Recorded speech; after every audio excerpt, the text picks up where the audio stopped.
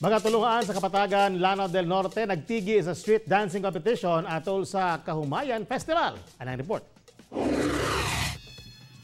Nagpakitang gilas sa nagkadayang tulungan sa Kapatagan, Lanao del Norte sa tinuig nga street dancing competition atol sa 9th Kahumayan Festival.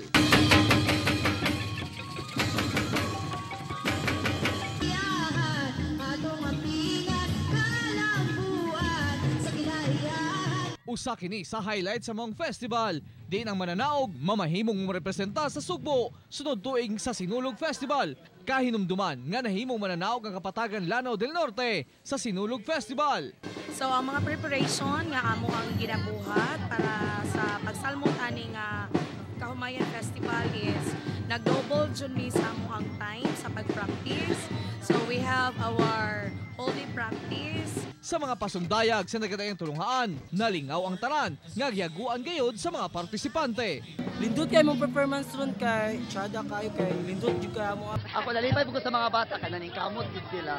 Oo, dayon sa tanang members sa school, happy kayo. Ang street dancing competition usa sa mga inaatangan gayud sa Kahumayan Festival nga paghatag og bili sa ilang produktong humay.